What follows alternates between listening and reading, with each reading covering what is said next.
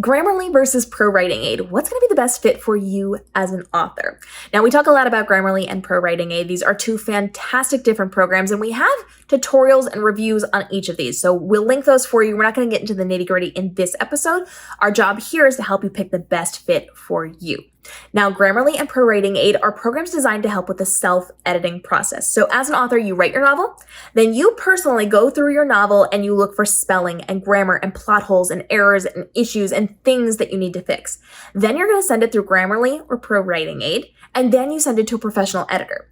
Grammarly and ProWritingAid is not a replacement for a professional editor. It still misses a lot of things, but it does pick up a lot more things than you personally see because you're way too close to your writing and you're going to miss a lot. Even if you have professional training, even if you were a teacher, even if you have a degree in English, you will miss a lot of things, and Grammarly and ProWritingAid will pick that up to then handle all the silly mistakes. So when you send it to your professional editor, they can focus on the real things, not be distracted by silly things you missed. So with that in mind, as an author, you're going to do your self-editing, put it through Grammarly or ProWritingAid, then send it off to your professional editor.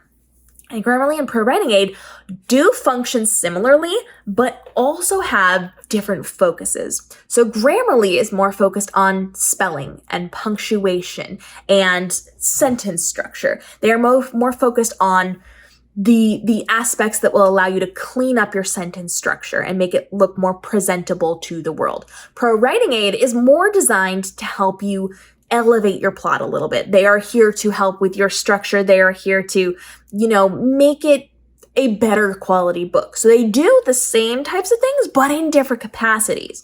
So what I recommend to people is to actually use both of these programs. If you have the ability to use both of these programs, that's going to work to your benefit. It is going to help you to lean in and get different things. So I've run my novels through both of these programs. I do have both of these programs and I run it through both of these programs and they catch wildly different things. It's so funny. Sometimes there will be crossover things where they catch the same spelling mistakes or the same grammar mistakes, but they recommend different things. They find different sentence structure issues and they find stuff that the other one doesn't. Both of these programs are built to learn from authors. So when you input your novel into this, they're learning how to write better and giving you better suggestions. And so as a collective whole, we are helping to hone our writing skills by giving better results as we're putting things in. So choosing one or the other is helpful, but it's more helpful to go through both. Now, there are different versions of how you can pay for these things. I actually use the free version of Grammarly and the one-time payment version of ProWritingAid. So you can do monthly subscriptions, you can do whatever you want, that's up to you. But I have found with Grammarly, the free version is what works best for me. I do recommend that you try the paid version before you decide which version of Grammarly you're going to do. So you can just do the free version, or you can do a paid version and get elevated suggestions. When I tried it for me, the elevated suggestions, those extra things, were all things I declined, things that didn't make sense for what I was doing. So for me and my type of writing, it simply didn't work. For some people, if you're a different type of writer than me, that's going to work really well. If you need help on certain areas that I didn't need help on, that can be really good for you to then pay for the premium version of Grammarly. So you highly recommend to you to try it first, see if it's going to be a good fit. Because just because there is a free version doesn't mean the paid version isn't going to really dramatically help you. You need to understand who you are as a writer and how you function. For me, it was just unreliable suggestions that didn't make sense, and my editor agreed it wasn't something that I should be doing. So with that in mind, I don't do the paid version of Grammarly. Some people love it, some people really need it. That might be you. So try the paid version first before you jump into the free version, because the free version will say, and you also have 100 premium things, and you won't know what it is until you actually pay for it a little bit or do a trial. So make sure you try it and see if it's going to be helpful to you or if it's just something you don't need to pay for. ProWritingAid has different versions of this as well. So you can do subscriptions, you can do that one-time payment, you can do whatever. I bought it once and then I have the forever updates. So I highly recommend doing that. If you're a professional author, if you're going to be writing more than one novel, that's the way to go. And I can then put it through both of those programs. I typically do ProWritingAid first and then I'll go into Grammarly, but sometimes I mix it up a little as well. And I just kind of go through and see what is going to function best for the novel that I am writing. Not every suggestion they give you is something you have to do. Not every suggestion that they give you is something that's going to make sense. Not every suggestion they give you is correct.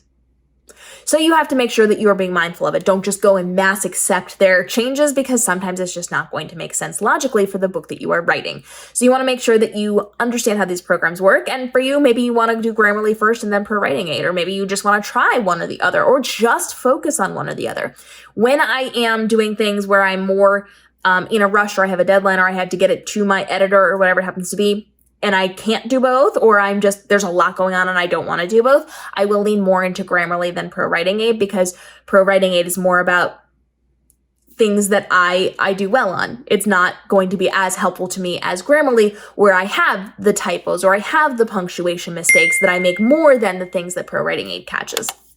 So you have options. There's lots that you can be doing within this. Before you send it to your professional editor, I do recommend trying both. Try both of them and see what works best for you. But again, ProWritingAid is more for your prose and beefing up how you say things, and Grammarly is more for catching the punctuation and spelling mistakes. So both function the same way, but also drastically different, and both can dramatically help your writing to elevate what you're doing and to teach you new sentence structures and punctuation things that you didn't know, or to catch you when you miss things, which is so incredibly easy to do, especially with those commas and periods. So highly recommend using those before sending those to your professional editor. You can check out the reviews and tutorials down below. And if you've got questions on different programs that you can be using as an author, now is the time to drop those. I'll test them out for you and bring on experts to help explain how you can be leveraging this to make more money in your author business.